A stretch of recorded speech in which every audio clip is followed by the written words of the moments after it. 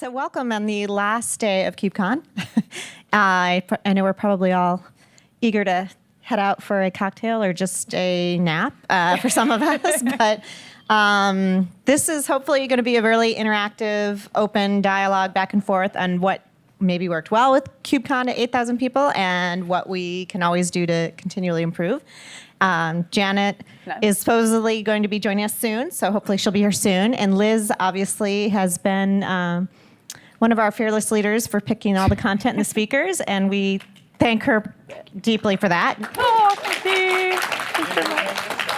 Thank you. So we want to make sure to get all her wisdom before moving on, but she's not going far, though. Yeah. And then Janet's still be part of this community. Absolutely. Yeah. And Janet's staying on, and I know our new co-chair is in the audience too. For Barcelona, how many are you for all the next KubeCons? For all of 2019. That's what I thought. So, round of applause. Okay. And Janet's here, so Yay. Welcome, Janet. So I think they're going to get you lavaliered really quickly. So I'm Sarah Conway. I'm with the marketing team with the LF and CNCF. And I'm going to obviously mostly want to hear feedback from the audience and even insights from both Janet and Liz. So with that, I don't know if you want to kick it off maybe by saying what have been your highlights for the last hurrah here. Yes, you have. I've got a mic on. Yeah. I'm so tired at this point. I may or may not be coherent. It's just fantastic. You get to stand on that stage, and I can't tell you how much fun that is, and it's the culmination of all the work, and then you get to kind of feel like everybody is there, and maybe we're all trying to. It's the sense of crowd. I personally have found that just lovely. Yeah, lovely. It was quite the big crowd. The first day I was right in the front row, and then the second day for the keynotes I was like way in the corner on some edge, but it was actually this really cool angle just to see like from the back and the big long stage. So, Janet, any highlights for you or? I think it's some of the keynotes that I really like. For example, the keynote by Airbnb. That was good. And also the one by Uber. It's amazing how Kubernetes has been adopted by a company at large scale and with not many users. Yeah. I guess I feel like I didn't say it very well. I think what I meant to say was, because it sounded just like, you put a lot of work in, and then suddenly there's this massive room of people that appear to be appreciating what the work was there to do, like particularly with the keynotes, but also, that people are walking around going to sessions and apparently, enjoying themselves and learning things, and you kind of get a sense that it's all been worthwhile. Yeah. Well, I know it's an incredible amount of time on the back end that Liz and Janet and the whole committee puts into it, so we do appreciate that. As long as we were talking keynotes, I guess, is there any feedback from the room or anyone who wants to share any good, bad, or indifferent? Just one slight improvement suggestion, and that is around keynotes. We had a range of keynotes, some very technical and whatever, like Julia doing a really deep dive there. And then we had some obviously sponsored keynotes. And I think it would be a nice guidance for attendees to actually announce them as, and this is a sponsored keynote, so that whatever comes next, this is actually a product or whatever announcement, that's fine. And we all know there's nothing against that. It's just, it would be nice to actually phrase it that way. That's one suggestion. I've definitely heard a few people saying that idea this week. I totally, why not? Transparency, why not? Mm-hmm. Just a comment that the structure of the room being sort of a theater in the round really worked well. Yeah. That's good to hear. I really like that. Yeah. I thought it did given the size of the crowd, like it did sort of bring you in, even though it was so big. Thank you for having on-conference daycare. I was able to bring my family, my son, and I work every day with these people. And for some of us, it's a family, and they did a great job. They had little toys for them. The sign-up process was smooth, and whoever fought for that, that was just so great. And I learned about it last KubeCon when I saw Brandon Phillips do it, and I was like, you know what? I'm going to bring my family too. So thank you. Nice. Great. Well, I just wanted to say, as we're on keynotes, something that I always pay a lot of attention to is that there were loads of women, and it's great to see loads of women and other sort of, less represented groups on the stage doing keynote, emceeing and everything. That's really inspirational, because I think the most important thing about having women in tech is that we're visible. So that's been really great for me. And I felt like the standard of, we had some amazing speakers, and they happened to be women and other underrepresented groups, and that they were just really good quality. I was really pleased about that. Actually, I wanted to combine what she said and what Michael said, because I see women getting cut up right now on Twitter for their sponsored talks. And I think that if we did add that, then we wouldn't have women getting unnecessarily cut up and kind of thrown under the bus. So that's my take.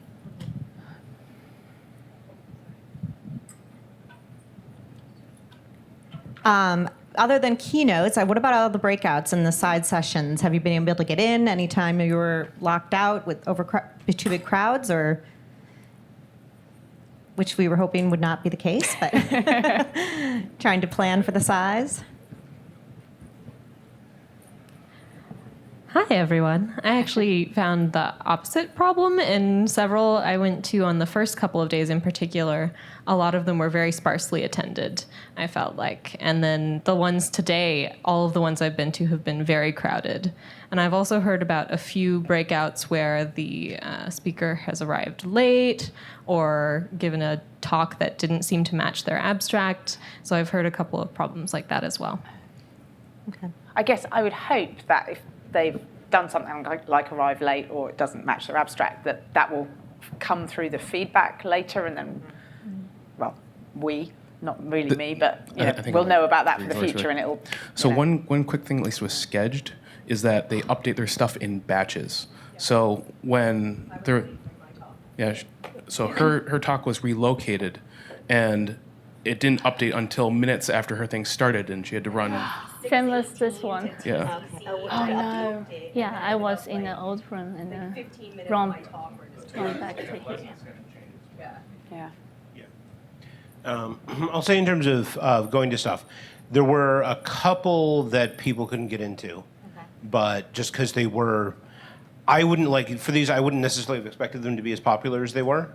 So, and you pick the rooms, and these were actually in large rooms. They just had huge mobs. And the other things I'll say is that uniformly the sessions of the TCC had much lower attendance. And so if for some reason we ever use this venue again, we'd want to, I don't know, figure something out. The split maybe somehow impacted, perhaps, yeah. Sorry. If it had been more uniform of like the entire maintainer track was in TCC, that might have worked better. But there was no way to like stay over there. Right. There was talk about some of them being sparsely attended. I also heard that a number of them didn't have very good talks either. The speakers weren't very good. And I'm wondering what we can do about this to take this data and this information that we have this time and improve the process and the criterion next time so we can have an overall more quality tracks. Because if some of them are sparsely attended while others are swamped, that might tell us something about the topics that help us next time. Or for speakers, and maybe we can do something like give them extra training along the way to help them, because a lot of people don't know how to give good talks, and there's some books out there like Resonate and things like that that teach tricks, and maybe there's a way we can prepare people with good content, especially our track maintainers, right, who get the intros and the deep dives, but they're engineers and they're not always great. Maybe there are ways we can look at in investing on improving the overall content through the process. Seconded. I'm gonna go over here. I promise. I've got it in my head. Gotcha. Reading, I'll bring it to you, and then it's gonna go you, and then you, and I got it. Okay. Two things. One of which is simple. With respect to the room locations in Sked, they're actually kind of hard to find because you have to click on the entries and then scroll all the way down, and it's at the very bottom. and really small. So just like putting it next to the titles or something, if that's possible, would be awesome. So you can just skim through the schedule and know where you have to go.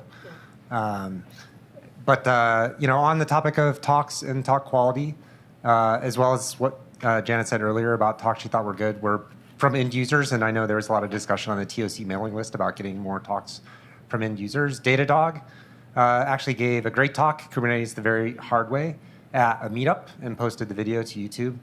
And I said, oh, wow, this is awesome. You should submit that to KubeCon. They said, well, we did, but didn't get in.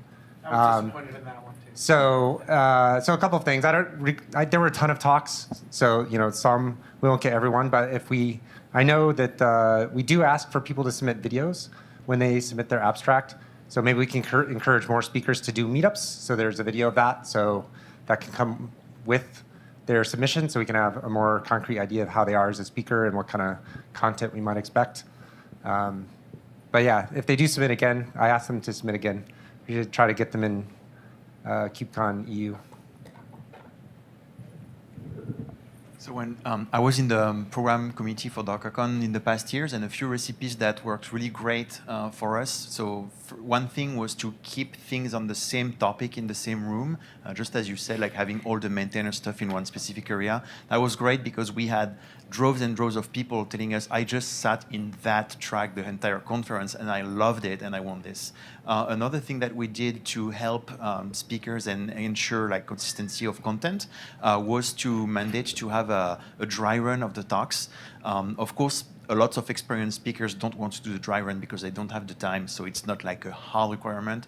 But for many speakers, it turned a almost mediocre talk into talks that actually ranked like #1 in attendance and ratings for the whole conference. So it can be a huge difference. If it's not doable to have a single person go through all the talks of a track, because that's not always feasible, what KubeCon does is that they do a kind of matchmaking between seasoned speakers who volunteer and the speakers of the conference, basically, and they just do a rehearsal through Hangouts or whatever, and I've seen that give great results as well. One thing that is great for the people on the other side of the rehearsal, like the person giving feedback, is that sometimes you get to see a talk that you wish you could see, but you won't be able to because you won't be at the conference or you will be somewhere else or you self-speaking.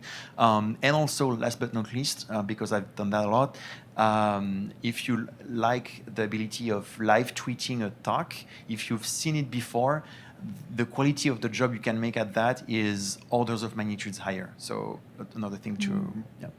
That's all my secrets, tricks from DockerCon. I think a lot of that is predicated on having track chairs, which is definitely something we've kind of been floating around, and it won't be my call, but maybe that's something to think about. Yeah, track chairs. So two particular suggestions in addition to all of Jerome's ones. I've done speaker training for the Linux Foundation before. I was actually talking to Angela about maybe reviving that for KubeCon. We did actually do some for the keynote speakers. We did some, and but we could make it generally available for everyone. It would be nice to be able to do that more widely.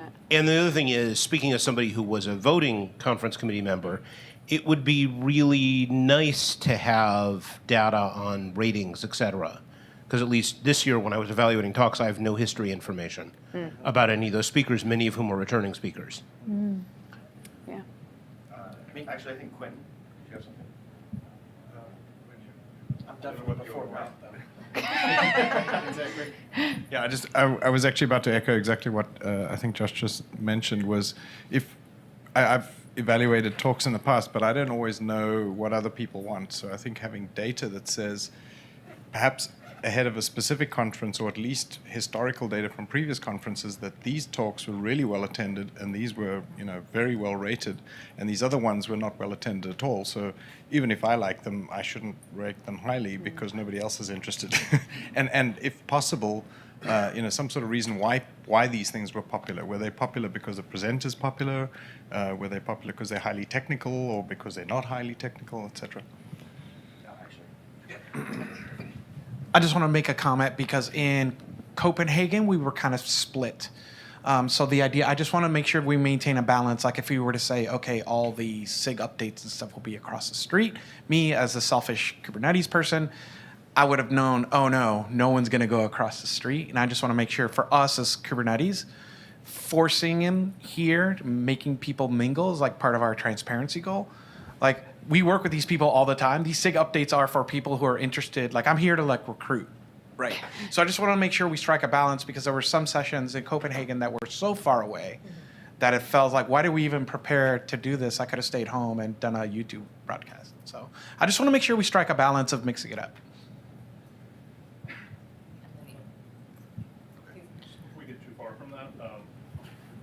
Having voting data about talks implies not doing anonymous talk review, which is a thing to maybe consider carefully.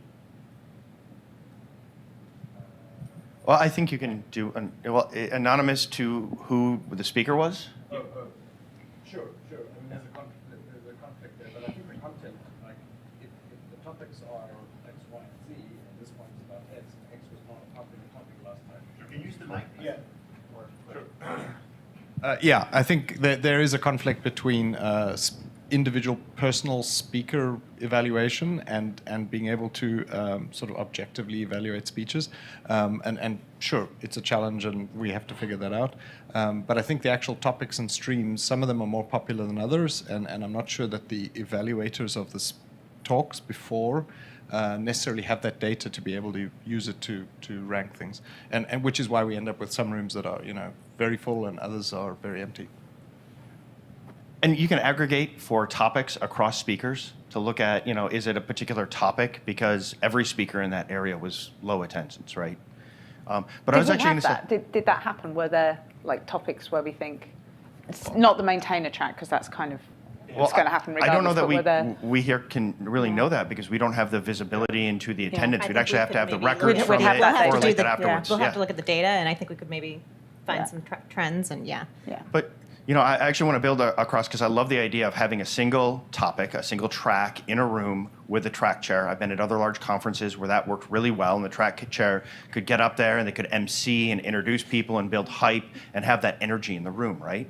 But if you look at like this conference, if you did that for serverless, you would have had 4 of 6 talks be one project, right? And an area that had a variety of many different GA projects in the area. So I think there might need to be guidelines around how can we do things in order to have diversity and good conversations. So while you have that full day thing, you're not rehashing a lot of the same information.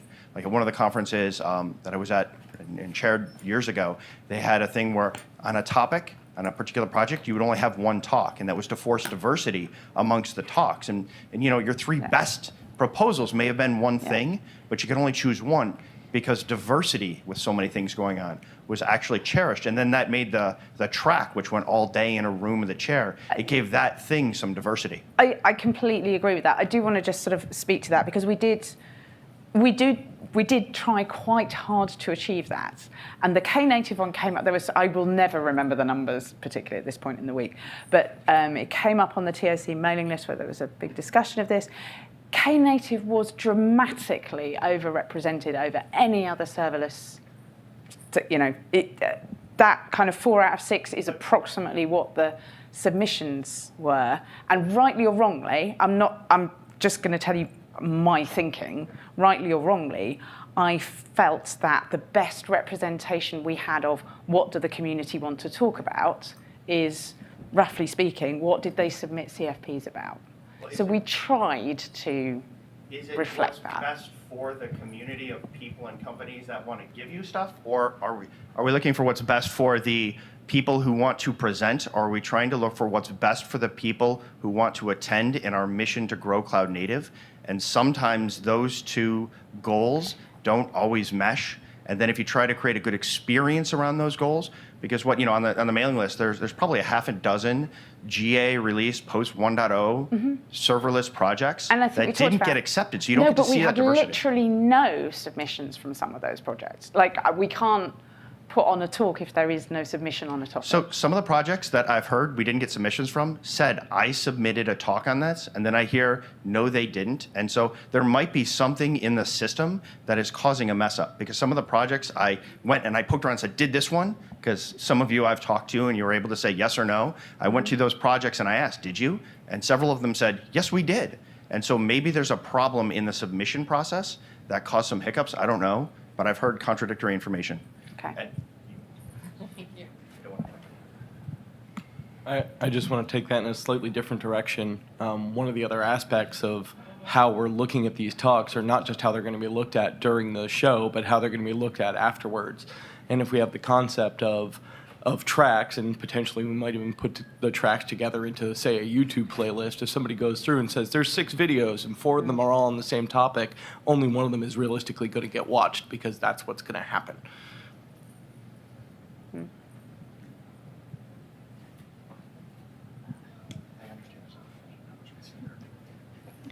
I think there is something wrong with the system because I never got rejection letters for 4 talks that I submitted, and then I got double accepted for the same one. Go over here and then I'll be right back. Just trying to get back to you. Hi, well, let me see. Where am I coming from this? So I switched into software engineering from education, and then and in the organization I used to be with, there was a very strong emphasis on feedback to the point where it was at the conference, at our national conference, if you had a 90-minute talk, you had to make it actually 80 minutes so everybody in there could fill out a hand form for we had scantrons that we had to put out at every seat. Wow. Because we're educators, right? And so we were and then you had to stand there and get all the forms from your session, and then so you would actually have a accurate representation of the feedback directly after your session. So I think a lot of times it's really easy.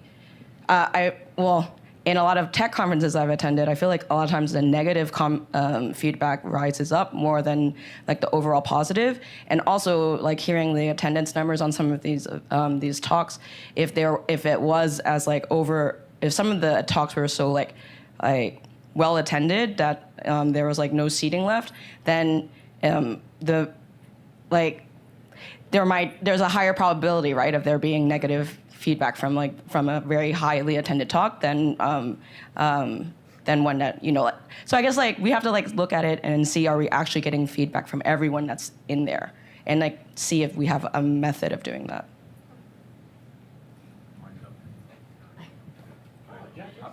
No, go ahead. Mine dovetails right on. So, along the same lines of academic conferences, at academic medical conferences, you have to turn in your feedback. Otherwise, you don't get the, what was it called? Essentially the credit to continue your accreditation in your field. So, I mean, that's... while that probably is not a good idea here, maybe some incentivizing feedback is probably not... used to think about prizes. Back when you didn't care about feedback. That's actually a good idea. That's I like that. I like that. It's good idea. Yeah. You get your free shirt when you complete X people. So with the review process, I only ended up with one submission that was actually a YouTube video, and some of them were poor, some of them were awesome, but I was so overwhelmed by the end, and I just want, Bob, can you say how many things you ended up reviewing at the end? Over 200 By himself, just him. So I want to make sure. Yes, thank you. Thank you. Yeah. For North America. Yeah, for North America. Yeah. But there was time where I was like, oh no, I budgeted my work time wrong. I was because we knew it was important to get this right, and I just feel all of a sudden it felt like we were overwhelmed as far as reviewers. And the second thing I want to say as far as who's getting reviews and what would they do, just something to throw out there just as an idea, the band Dream Theater, they keep track of every song they play in every single city they play. So if you're a good fan and you go for 2 years, you get to hear the entire album set eventually, right? So there are too many submissions, you know what I mean? And there's too many companies and too many great things and projects happening. If we can figure out a way to that, ensure that there's that balance there so it always doesn't end up with, I would love to hear ideas about how we can manage, somehow reduce the number of CFPs without making it overwhelmingly hard for people to submit. Sure. That would be, because that's definitely a problem we have, too many CFPs. So one thing on feedback, from the speaker perspective, the most complete feedback I got was from the KubeCon conference. And what they do is that at the exit of each room, you have somebody with like a platter with red, yellow, and green cards. And when you exit, you just drop that in a box, and they tally that up just after. That gives them extremely accurate idea of how many people actually went into the room, and also ratings. And then you, as a speaker, you get your rating and how it compares to the track and how the different tracks compare with each other. You don't get like individual rating of everyone.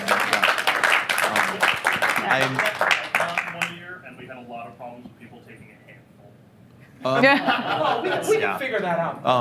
I'm also fully aware that it contradicts fully with like the idea of having theme track and people being able to stay in the track, but I'm also comfortable being full of contradictions. So that's another thing about just quickly about diversity in CFP, I have no idea how much outreach was done, but just as a data point, when I was chair for the Black Belt track at DockerCon, half of the talks were me reaching out to people who wouldn't have submitted if we hadn't reached out to them. So.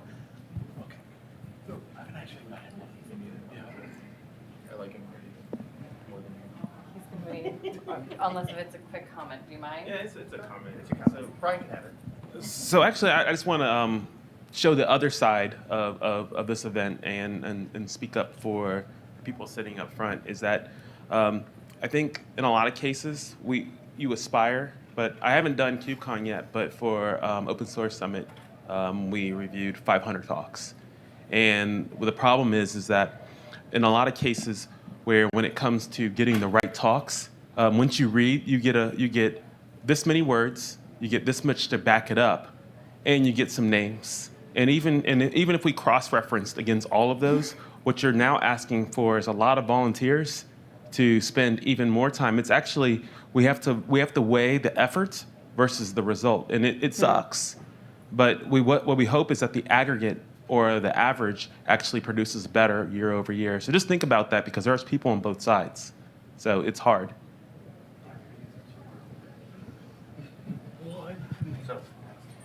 Actually, before I make my comment, I do want to say, being a co-chair of the content is a very hard thing. I've done it for a large conference before, and I'm not doing it again. And so first thing, can we give him a round of applause, because it's a thankless job. Thank you.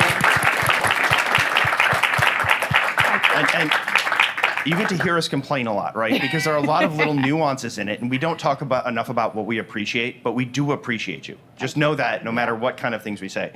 And so, talking about there being too many submissions and not enough information on how well people speak and what they do as a background to know how well they'll be able to talk. One of the things some of the other communities do is they have camps. There's WordCamp, there's Drupal Camp, there's DevOps Days, there's all of these things which are local community driven. You get a chance to kind of do your talks, and like Brian earlier talked about what Datadog did, and you've got videos of that you can see, and so it's going to be a good talk and want to get it up there. If we scaled instead of just vertically with these conferences, if we scaled horizontally with having camps and things like that, which will bring people in from those local cities who can't come, it gives us the ability to give speakers more of a chance to speak, which gives us a better pool here, but they can still speak somewhere and get their message out and up on YouTube. And it helps grow that community horizontally at the same time. We really need something like this. Thank you, Matt. Yep. That's good idea. So one quick comment, this is explicitly looking as a reviewer, the SurveyMonkey review application is not good. I wound up exporting a bunch of stuff to essentially a spreadsheet to look at it better and organize it better that way. Are we getting notes on this? It's being recorded. Yeah, okay, great. It's recording too. Cool. Just because we're starting to run out of time, two things that aren't content related. One, we didn't get ingredients lists posted for the meals, which was frustrating as someone that has weird allergies. And also the badges, the names are really small and there was no room for social media handles.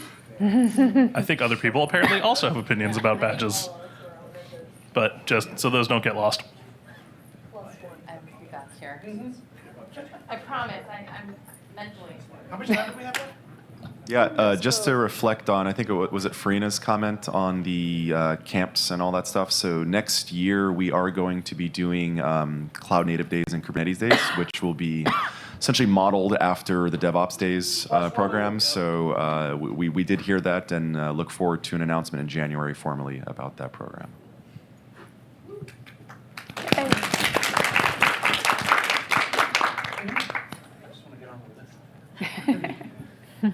I know, you're just making eye contact with me. I want you to know. Very quick one. My favorite topic, will we have track chairs in 2019? And if not, why not?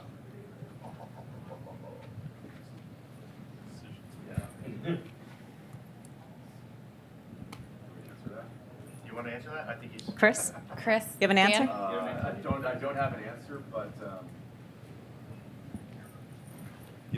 I don't have a complete answer to that. One thing we are doing is, if you notice the first day, there was a bunch of co-located events that have their own respective program chairs and committees, which could almost be equated to track chairs. That's kind of something that we're going to continue to push. I'll leave it to the next program chairs to decide how they kind of want to do things. But we are trying to find ways to improve things and offer a little bit. Yeah, there you go. Okay, thanks.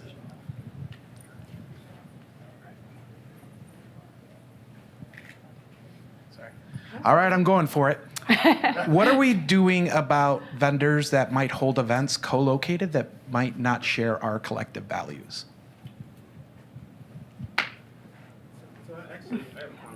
Yeah. I'm gonna say two things on that. One is, like, are they vendors? Or are they members or not members? And if they are members, who's to say? I don't know which vendor you're talking about. Sure, that's fine. Which probably means that I can just answer this as who is to say what our values are? If they are a member of this community, they have a right to do what they want to do. Yeah, so you have to realize that this is a huge community that serves. The community is not just the people who are sitting in this room. It represents something bigger and a lot of interest. Like a lot of people who wouldn't even come to this. So you get in a slippery slope whenever you start saying who does and who does not. As long as they're not being offensive, racist, or something like that, we really just have to celebrate diversity of thought. And in the way that you do it is you just don't go to their events. And then it shows up and they don't show up anymore. I just wanted to bring it up because a lot of people are talking about it. So.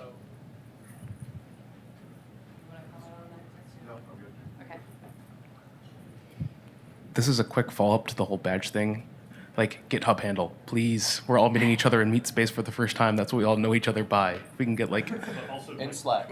Yeah, Twitter, Slack, or like... Realistically, it should be line 1, line 2, line 3, and fill in what you want, because some people have different things.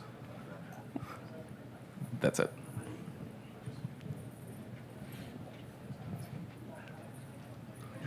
Speaking of diversity of thought, I know one of the things that showed up on some of the mailing lists was a vendor having many, many more accepted submissions than the other vendors. And you end up with diversity of thought because one company has an outside thought leadership presence. Is there any thought into how to handle those situations to kind of level the playing field amongst the membership of companies and CNCF orgs that are represented here?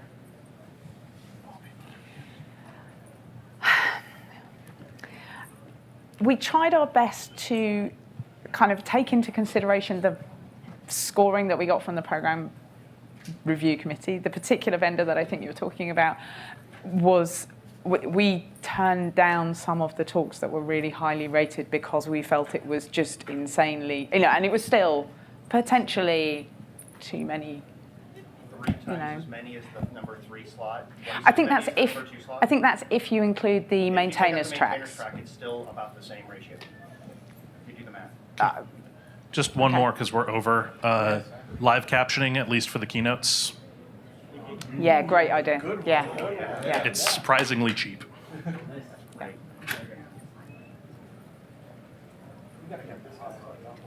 I think this is the next talk. One final thing is we are going to be producing a conference transparency report that will basically share all the data for like talks, vendors, and users. So you're going to have the data to play with and kind of come to your own decisions. Okay, so. Great. Great. Thank you, everyone, for all the feedback. And it was recorded, and feel free to always reach out.